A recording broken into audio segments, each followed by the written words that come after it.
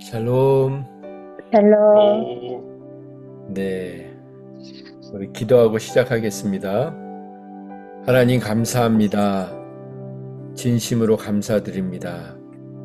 날마다 우리의 쓸 것을 채워주시며 우리의 형편을 살피시며 우리가 다 함께 더불어 살아가게 해주시는 그 주님의 성실하심과 주님의 자상하심과 주님의 인자하심을 찬양하고 찬양합니다.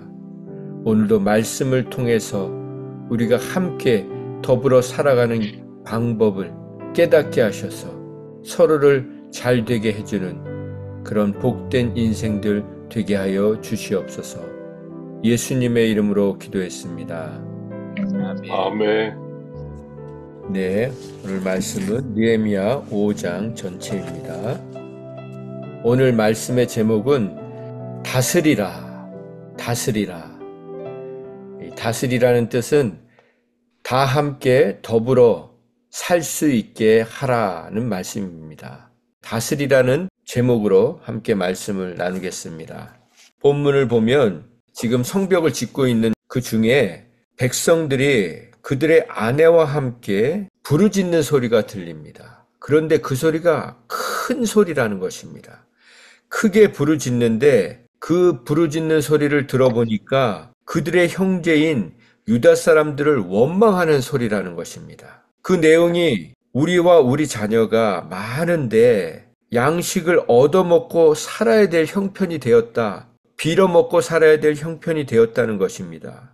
우리가 밭과 포도원과 집이 있는데 이제는 그것을 저당 잡히고 이 흉년에서 곡식을 얻어야 되기 때문에 집과 밭과 포도원을 저당 잡혀야 된다는 그런 원망의 말이 들리고 있다는 것입니다. 또 어떤 사람은 말하기를 우리는 밭과 포도원으로 빚을 내서 왕에게 세금을 바쳐야 될 형편이다. 그리고 5절에 보면 우리의 육체도 우리의 몸도 우리의 형제라는 것은 같은 유대인들을 이야기하는 것입니다. 그들은 우리의 친척이고 친지라는 것입니다. 그런데 그들의 육체나 우리의 육체나 같은데 그들의 자녀가 소중한 것처럼 우리의 자녀들도 소중한데 이제는 너무나도 가난해서 먹을 것이 없어서 이 생고를 위해서 우리의 자녀들을 그들에게, 우리 동족들에게, 우리 친척들에게, 친지들에게 종으로 팔아야 될 형편이 되었다는 것입니다.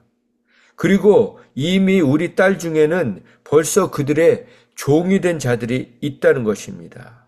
그리고 우리의 밭과 포도원이 이미 벌써 우리 친척들의 것이 되었다는 것입니다.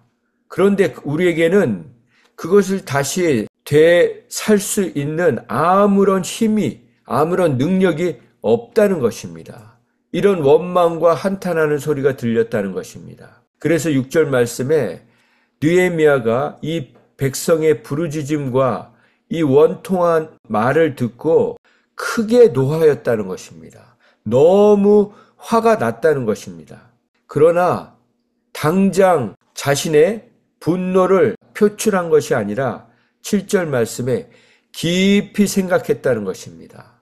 하나님, 이 일을 어떻게 해야 합니까? 그렇게 묻고 또 물었다는 것입니다. 그리고 나서 귀족들과 민장들을 꾸짖었다는 것입니다. 그들에게 이르기를 너희가 각기 형제에게 높은 이자를 취하는도다.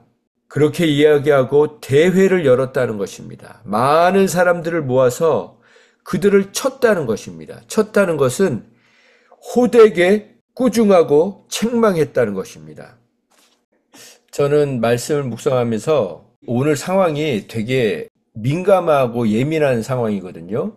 백성들이 이렇게 막 원망을 했지만 지금 이 귀족들과 민장들, 관리들은요, 기득권층이에요. 지금도 빈부격차가 심하지 않습니까? 그 상위 1%가 갖고 있는 돈과 그 밑에 99%가 갖고 있는 돈의 갭이 훨씬 더 많다고요. 이 1%가 갖고 있는 게 더 많다고요. 그러니까 이 기득권층을 느헤미야가 잘못 건들면 느헤미야의 일에 큰 지장이 올 수 있는 거예요. 느헤미야는 이 성벽을 짓기 위해서 왔는데 이 사람들의 심기를 건드리면 이게 다 틀어질 수 있는 거라고요. 그런데 이 느헤미야가 기도의 사람 아닙니까? 하나님 앞에 기도하고 결단을 내린 거죠. 다 살리는 방법은 결국 하나님의 말씀대로 행하는 것이다. 그래서 결국 용기를 내어서 지금 호되게 책망했다고 하지만 이게 쉬운 게 아니거든요. 이게 용기였던 거예요. 결국은 하나님이 하나님 뜻대로 행할 때 하나님이 다른 사람들의 마음도 변화시켜 주신 거죠. 이게 바로 우리가 어떤 일을 할 때 중요하게 생각해야 될 부분입니다. 8절에 그들에게 이르기를 우리는 이방인의 손에 팔린 우리 형제 유다 사람들을 우리의 힘을 다하여 도로 찾아왔거늘 너희는 너희 형제들을 다시 되팔고자 하느냐?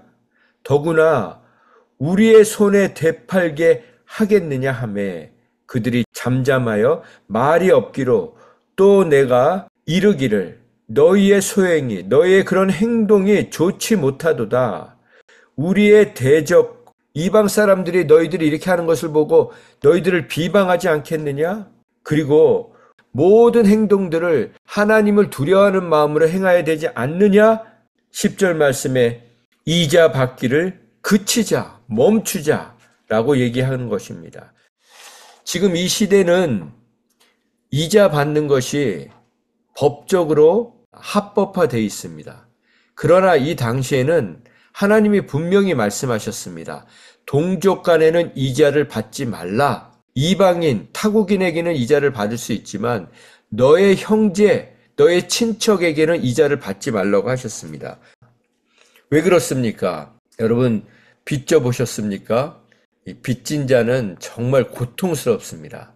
물론 빚을 지지 말아야 되고 빚은 성경의 죄라고 말씀하십니다. 그 죄를 먼저 짓지 말아야 하지만 정말 이런 상황 속에서 지금 흉년이 일어나고 이렇게 살 수가 없는 이 말씀에 보면 귀족이 있고 민장들은 관리들을 얘기하거든요.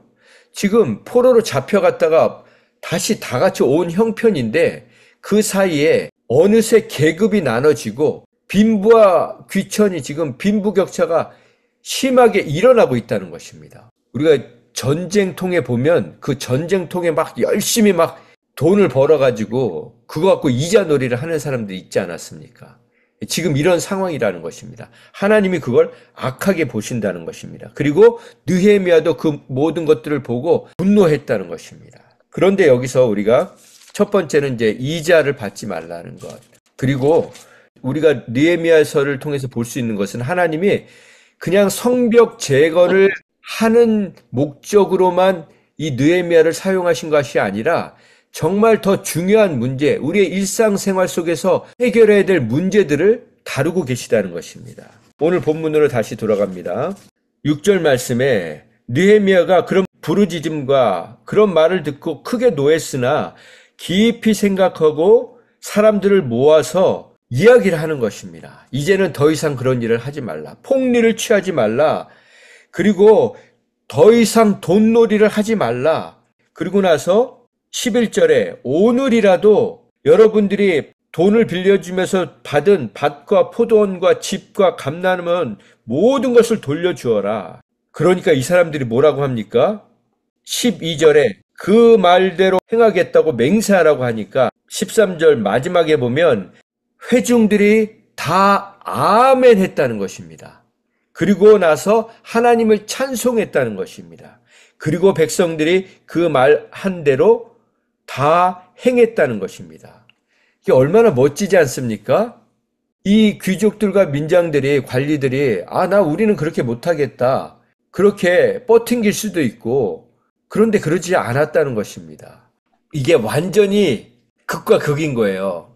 만약에 그냥 백성들이 고집 부리고 뻗팅겼으면 서로 망하는 겁니다. 서로 망하는 거예요.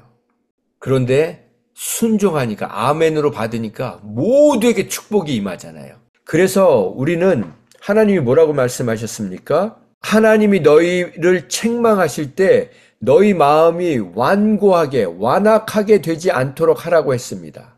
우리가 말씀을 들을 때 이 시간은 제 말을 듣는 시간이 아닙니다. 하나님의 말씀을 듣는 시간입니다. 저도 여러분도 하나님의 말씀을 듣는 시간입니다. 그 말씀은 하나님의 말씀은 교훈과 책망과 바르게 함과 의로 교육하기에 유익하다고 했습니다. 그래서 말씀에는 분명히 책망하는 게 있습니다. 우리의 양심을 찌르는 말씀이 있습니다. 그 말씀을 들을 때 우리의 마음을 완악하게 완고하게 하지 말라고 하셨습니다. 이 사람들이 지금 하나님의 말씀을 들으면서 그 책망의 말씀, 호되게 책망하는 말씀을 들으면서 네, 그것이 우리가 잘못한 것입니다. 우리가 더 이상 그렇게 하지 않겠습니다. 내가 하나님의 말씀으로 받고 아멘 하겠습니다. 그렇게 되길 원합니다. 뭐라고 했습니까? 느헤미야가 만약에 이 말대로 하지 않으면 내가 윷자락을 터는 것처럼 하나님이 그 사람들에게 순종하지 않는 사람들에게 이렇게 그 집과 산업을 모두 털어버리실 것이다. 빈손이 되게 하실 것이다. 그러니까 그 말에 사람들이 아멘 했다는 것입니다. 그렇습니다. 정말 우리는 하나님의 말씀을 아멘으로 받고 그리고 하나님을 찬송할 때 하나님이 그 다음에 어떻게 했습니까? 그들을 거지가 되게 하셨습니까? 아닙니다. 서로 더불어 살 수 있는 다 살려주셨습니다. 더불어 함께 살게 하셨습니다. 이게 바로 하나님의 놀라운 비밀인 것이죠. 그리고 나서 뒤에 말씀은 자신이 유다 총독으로 12년 동안 그 직책에 있으면서 더 이상 녹을 먹지 아니하였다는 것입니다. 다른 총독들은 백성들의 것을 빼앗고 총독 밑에 있는 부하들도 그것을 압제하고 빼앗았지만 나는 하나님을 경외함으로 이같이 행하지 않았다는 것입니다. 도리어 16절에 이 성벽 공사하는 일에 온 힘을 다했으며 땅을 사지 않았다는 것입니다. 그렇게 땅놀이 하는 사람들이 있었지만 자기는 그렇게 하지 않았다는 것입니다. 하나님은 우리에게 자유를 주셨는데 당연히 누릴 수 있는 그 권리를 요구하지 않는 자유를 주신 거예요. 당연히 누릴 수 있는데 그것을 요구하지 않는 자유를 주셨다고요. 그리고 나서 이 18절에 보면은 매일 나를 위하여 소 한 마리와 살찐 양을 6마리를 준비하고 닭도 준비하고 열흘에 한 번씩 각종 포도주를 갖추었으니 여기서 조금 뭔가 이상하지 않습니까? 녹도 안 받았는데 그런데 나를 위해서는 매일 소 한 마리를 잡았다는 거예요. 이게 그런 번역이 아니고요. 그런 뜻이 아니고요. 나의 부담으로 느헤미야가 그렇게 부담을 했다는 것입니다. 왜냐하면 이 매일 내 앞에서 17절에 보면 150명이 함께 먹어야 됐다는 것입니다. 150명이 하루에 3끼니 450명 분을 매일 준비를 해야 됐다는 것입니다. 그런 것을 느헤미야가 부담을 했다는 것입니다. 그럼에도 불구하고 총독의 녹을 요구하지 않았던 것은 이 백성의 부역이 노역이 너무나도 힘들었던 것을 알았다는 것입니다. 그리고 나서 마지막으로 내 하나님이여 내가 이 백성을 위하여 행한 모든 일을 기억하사 내게 은혜를 베푸시옵소서. 여기에 좀 또 오해할 만한 말씀이 이 19절 말씀입니다. 이 말씀을 우리가 그냥 생각하면 느헤미야가 하나님 내가 지금 백성들을 위해서 이렇게 귀한 일을 했잖아요. 잊지 마시고요. 내게 은혜를 베풀어 주세요. 그렇게 기도한 것처럼 우리가 생각할 수 있습니다.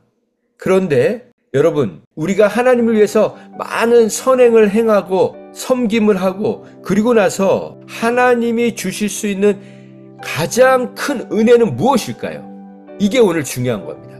자, 여러분과 제가 수십 년 동안 정말 알게 모르게 지체들을 섬겼어요. 모르는 사람들을 섬겼어요. 믿지 않는 사람들을 섬겼어요. 그리고 나서 하나님 앞에 하나님 이 모든 일을 잊지 말고 기억해 주세요. 그리고 내게 은혜를 베풀어 주세요. 그럴 때 하나님이 여러분을 정말 우리를 정말 사랑하시고 가장 귀한 은혜를 주신다면 어떤 은혜를 주시겠습니까? 마리아 집사님,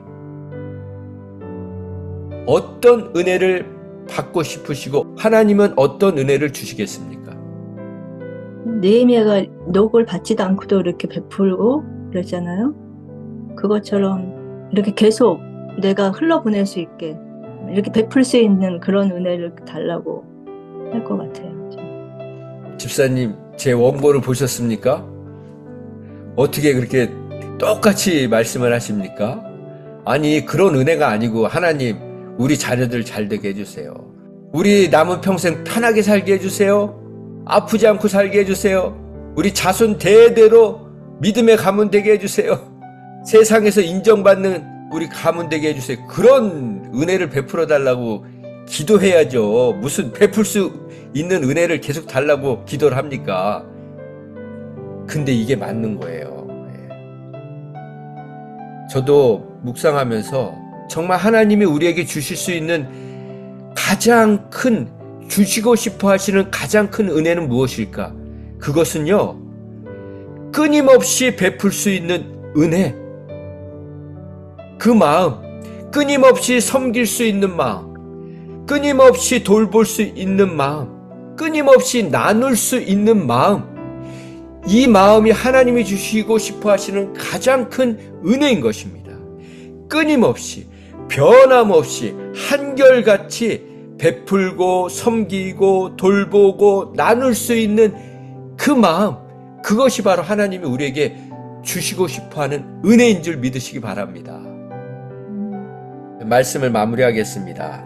처음에는 좀 심각하게 시작됐잖아요. 막 백성들이 원망을 하고, 알고 보니까 친척 간에, 동족 간에, 친지 간에 돈을 꿔줄 수는 있지만 높은 이자를 받고, 이자 받는 것 자체도 악하다고 했는데, 이자를 또 많이 받고, 이자만 받은 게 아니고 이자를 못 내니까 밭을 저당 잡고 집을 저당 받고 자식들을 노예처럼 잡아가고 이런 악한 일들을 하고 있었던 거죠. 그런데 느헤미야가 너무 화가 났지만 깊이 생각하고, 하나님, 이 일을 어떻게 해결해야 됩니까? 하나님, 이 일을 통해서 어떻게 다시 우리 민족을 재건할 수 있겠습니까? 이 관계를 회복시킬 수 있겠습니까? 이 문제를 어떻게 해결할 수 있겠습니까? 하나님이 지혜를 주셨고, 느헤미야가 담대하게 이야기하지 않습니까? 호되게 책망을 하는데 그 이야기를 백성들이 보이콧한 게 아니라 아멘으로 받고, 네, 우리가 잘못했습니다. 다 돌려주겠습니다. 그리고 하나님을 찬송하고. 그래서 이 세상을 살면서 가장 아름다운 것은요, 약속을 지키는 것입니다. 그래서 하나님은 이 세상에서 가장 아름다운 분이십니다. 왜 그렇습니까? 하나님은 단 한 번도 약속을 어기신 일이 없으신 분이기 때문입니다. 오늘 저는 말씀의 제목을 다스리라고 했습니다. 다 함께 더불어 살게 해라 라는 말씀인 것입니다. 서로 윈윈하게 하라. 그렇습니다. 우리가 말씀을 보면, 하나님께 엎드려 기도하면 반드시 윈윈할 수 있는, 다 함께 살 수 있는 길을 하나님은 준비하고 계시다는 것입니다. 결국 오늘 말씀은 해피엔딩으로 끝나게 되었습니다. 그러면 어떻게 해피엔딩이 될 수 있었습니까? 결국 누군가는 손해보는 사람이 있는 것입니다. 윈윈하기 위해서는 내가 손해보는 것이 있어야 되는 것입니다. 내가 손해보는 것이 없이 윈윈할 수 없는 것입니다. 그래서 그 손해를 다른 사람이 손해보게 하는 것이 아니라 내가 하나님을 사랑하는 마음으로 손해를 보면 결국 윈윈하게 되는 것입니다. 그렇습니다. 이것이 바로 하나님이 기뻐하시는 것이고, 그 손해는 결국 손해가 아니라 나에게 기쁨으로 오고 평강으로 오고 가장 큰 은혜로 하나님이 우리에게 되갚아 주시는 것입니다. 그 은혜, 가장 큰 은혜를 베풀 수 있고 섬길 수 있고 돌볼 수 있고 나눌 수 있는 그 큰 은혜를 끊임없이 변함없이 한결같이 받고 누리고 흘려보내는 우리 모두가 되시기를 예수님의 이름으로 축원드립니다. 아멘. 기도하겠습니다. 하나님 감사합니다. 우리에게 온 세상을 이런 한 푼 받지 아니하시고 선물로 주셨습니다. 우리에게 재능도 주시고 우리에게 능력도 주시고 열심도 주시고 지혜도 주시고 지식도 주셨습니다. 하나님, 우리가 이 모든 것들을 함께 더불어 살 수 있는 축복의 통로로 사용하게 하여 주시옵소서. 그래서 우리의 남은 인생이 가장 큰 은혜, 베풀 수 있고 섬길 수 있고 돌볼 수 있고 나눌 수 있는 그 은혜를 끊임없이 변함없이 한결같이 받고 누리고 흘려보내는 정말 행복하고 복된 인생으로 살게 하여 주시옵소서. 그렇게 하실 주님을 기대하며 그 주님 앞에 우리의 남은 인생을 올려드리며 감사하며 예수님의 이름으로 기도했습니다. 아멘. 아멘. 아멘.